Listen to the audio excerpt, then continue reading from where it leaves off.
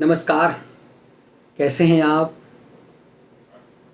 योगी आदित्यनाथ कानपुर में अब जिहादियों पर कहर बनकर के टूट पड़े। प्रधानमंत्री और राष्ट्रपति जब उनके प्रदेश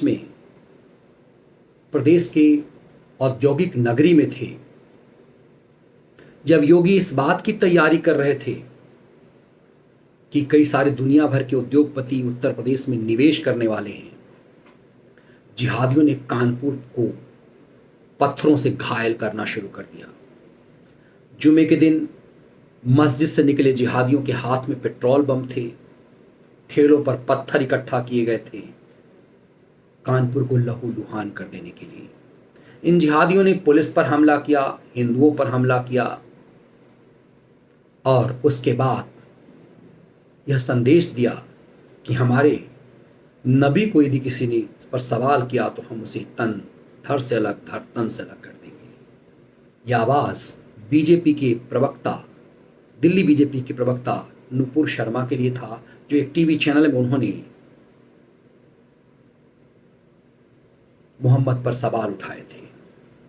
पैगंबर मोहम्मद पर सवाल उठाते हुए नुपुर शर्मा ने यह कहा था कि 50 साल का अधेड़ 6 साल की लड़की से शादी कर लेता है। ये कहाँ का न्याय है? इस देश में इस निंदा का कानून नहीं है। यहाँ लोग राम, कृष्ण, भगवान शंकर पर भी सवाल कर देते हैं। नुपुर ने वही सवाल किया जो कुरान में है। इसके बावजूद नुपुर के इस बयान पर कानपुर को लहूलुहान करने की साजिश हुई। सवाल ये है कि नुपुर पर यह जहर सिर्फ कानपुर में क्यों निकला, देश के दूसरे हिस्सों में क्यों नहीं? योगी यही सवाल करना चाह रहे थे। कुछ ही घंटे में योगी पुलिस कहर बन करके उभरी और जिहादियों को घर तक न सिर्फ घुसेगा बल्कि उन सब की पहचान करके सड़क पर नग्न करके उनके कूल्हे तोड़े गए। इस पूरे मामले के सरगनाओं को गिरफ्तार किया गया तो पाया गया कि कोई समाजवादी पार्टी का नेता है, कोई कांग्रेस पार्टी का। एक तो कांग्रेस पार्टी से एकमात्र उम्मीदवार बना इमरान प्रताप गढ़ी का शागिर्द निकला, जो इस पूरे मामले का मास्टरमाइंड था, जफर हयात। उसकी गिरफ्तारी हुई, वह भी जेल गया। इस पूरे मामले में यह सामने आया कि कैसे कांग्रेस पार्टी और समाजवादी पार्टी के गुंडे इस पूरे मामले में इन्वॉल्व थे। तो योगी कहां छोड़ने वाले थे? योगी ने तय किया कि देश के सबसे लोकप्रिय एनकाउंटर स्पेशलिस्ट अजय पाल शर्मा को लखनऊ से बुलाकर फिर कानपुर लाया गया। कभी रामपुर में आजम खान की मुश्किलें बढ़ाने वाले अजय पाल शर्मा जब कानपुर आए तो कोहराम मच गया कि एनकाउंटर स्पेशलिस्ट को क्यों लाया गया। अजय पाल शर्मा को देखते ही तमाम पॉलिटिकल पार्टियों के सांप सूंघ गए कि अब उनका क्या होगा, तो सबने चुप्पी लगा ली। कानपुर में सुकून और शांति छा गया, लेकिन योगी अब इस पूरे मामले को हमेशा के लिए खत्म कर देने की जिद पर हैं। इसीलिए उन्होंने अजय पाल शर्मा को खुला छूट दिया कि इन जिहादियों, इन अताताइयों पर कहर बनकर के टूटे।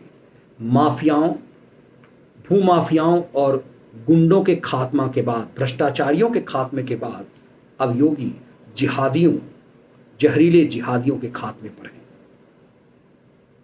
इसीलिए उन्होंने अजय पाल शर्मा को चुना है। और यही कारण है कि तमाम पॉलिटिकल पार्टी अपने उन नेताओं से अब पल्ला झाड़ लिया है जो योगी पुलिस के गिरफ्त में है, क्योंकि पूछताछ होगी तो बात दूर तलक जाएगी। योगी सरकार ने संदेश दे दिया है कि अब आगे क्या। दरअसल योगी ने संदेश ये दिया है कि कानपुर के जिन इलाकों में जिहादियों ने तांडव किया, उस इलाकों में शत्रु संपत्ति बड़ी संख्या में है। शत्रु संपत्ति मतलब वो संपत्ति जिन लोगों ने मुस्लिम लीग के एजेंडे पर देश का विभाजन करा करके भारत छोड़ करके चले गए, उनकी संपत्ति शत्रु संपत्ति हुई। लेकिन यूपी समेत कई इलाकों में उन शत्रु संपत्ति पर भी माफियाओं ने कब्जा किया। कांग्रेस, सपा और बसपा के दौर में। अब योगी सरकार उन माफियाओं से शत्रु संपत्ति छीनना चाहती है ताकि वो सरकार की संपत्ति हो। पाकिस्तान और भारत में शत्रु संपत्ति के लिए स्पष्ट रूप से कानून में व्याख्या है कि वो सरकार की संपत्ति है, लेकिन बड़ी चालाकी से जो भारत छोड़ करके पाकिस्तान बनाने के जिम्मेदार बने, उन लोगों की संपत्ति उनके नज़दीकी रिश्तेदार या इलाके के माफियाओं ने कब्जा कर लिया और फिर करोड़ों का साम्राज्य बनाया। जौहर यूनिवर्सिटी आजम खान इसी तरह की संपत्ति से बना रहे थे, जिसकी कूल्हें तोड़ दी योगी आदित्यनाथ ने। अब इन जिहादियों ने सही मायने में सांप के बिल में हाथ डाल दिया है। अब शत्रु संपत्ति पर उत्तर प्रदेश में योगी आदित्यनाथ इसी बहाने बेहद अहम फैसला लेना चाहते हैं ताकि भविष्य में फिर कोई जिहादी मस्जिद से पत्थर लेकर ना निकल पाए। धार्मिक स्थलों के लिए भी योगी कोई सख्त कानून चाह रहे हैं। अब की बार योगी पूरे मूड में हैं, निपटाने के मूड में। आगे आगे देखिए होता है क्या। ये वीडियो विश्लेषण आपको कैसा लगा ज़रूर साझा कीजिएगा। बहुत बहुत धन्यवाद।